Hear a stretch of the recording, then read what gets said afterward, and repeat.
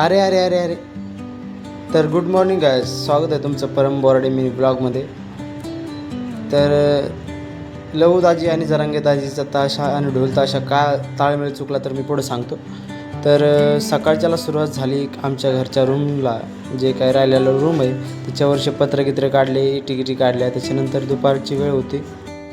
मी आणि भाऊ दुपारच्या वेळेला जेवायला बसलो. मग जेवणासोबत खायला होता, पण म्हणलं की ऑमलेट खायला पाहिजे. तर वहिनीला म्हणलं ऑमलेट करून द्या. वहिनीनं ऑमलेट करून दिलं. दोघांनी जेवण झाल्यानंतर जे काय राहिलेलं काम आहे, जी काय भिंत पाडली त्याला परंची बांधून नवीन बांधकाम चालू करायचं होतं. ते झाल्यानंतर जे काही इटायचा चुरा आहे ते चुरा मला जमा करण्यासाठी मम्मीने सांगितलं. आणि चुरा भरून आतमध्ये टाक. मी खोरं घेतलं आणि डायरेक्ट चुरा आतमध्ये फेकायला चालू केलं. ते काम संपत आलं होतं की लगेच मम्मी म्हणली की चला पाण्याला जाऊ. लगेच मग मम्मी आणि प्रत्येक पण आला ना जाऊ पाण्याला. डायरेक्ट तिथं गेलो. डायरेक्ट घागरी हापशीला लावल्या आणि डायरेक्ट हापसायला चालू केलं. मग झाल्यानंतर लगेच प्रत्येकचा नंबर होता. प्रत्येकानं पण भांडं लावलं आणि त्यानं पण भरायला चालू केलं.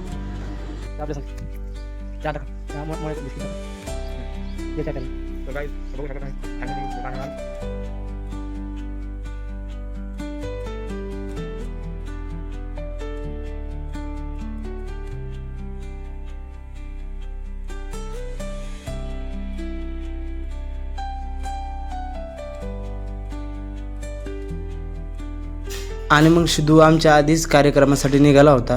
तो आम्हाला पिंपरखेड्याच्या माळावर भेटला. तो आणि त्याचा मित्र महेंद्र भाऊ. तो कार्यक्रम चालले होते देवभाऊ फाट्याला.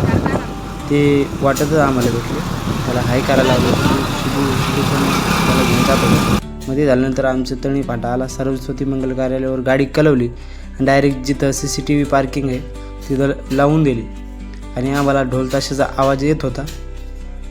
जे काही हळदीचा कार्यक्रम आदल्या दिवशी असतो तो वाजवण्याचा कार्यक्रम वाजवत होते पोरं. मग मी आणि प्रत्येक डायरेक्ट त्यांच्यापाशी गेलो. ते वाजवत होते, ते द्यायच्या नादात होते. प्रत्येकाने मी तिथे गेलो. हे बघा हळदीचा कार्यक्रम चालू आहे. लेकरं पण मधात नाचू लागले. मग ते झाल्यानंतर हळदीचा कार्यक्रम वाजवणं चालू होता. त्याच्यानंतर मग आम्ही तिथं पोहोचल्यानंतर काही वेळाने जरांगे दाजी हे बघा तुम्ही बघू शकता सुरुवातीला बघितले ते. आणि ते मग ते धुवून निघून गेले. आणि मग जे काही लास्ट 12 वाजेपर्यंत आम्हाला वाजवत होतं जरा हळदीचा कार्यक्रम होतो. तर मी आणि प्रतीक थांबलो. मग 12 वाजल्यानंतर आम्ही डायरेक्ट मंगरुळ येथे संतोष भदरके मामा आणि मग आम्ही तिथं गेलो. जेवण घेऊन केले आणि मामाने त्याने बाजूला टाकून दिलं. ब्लॉग इथंच संपला. फॉलो करायला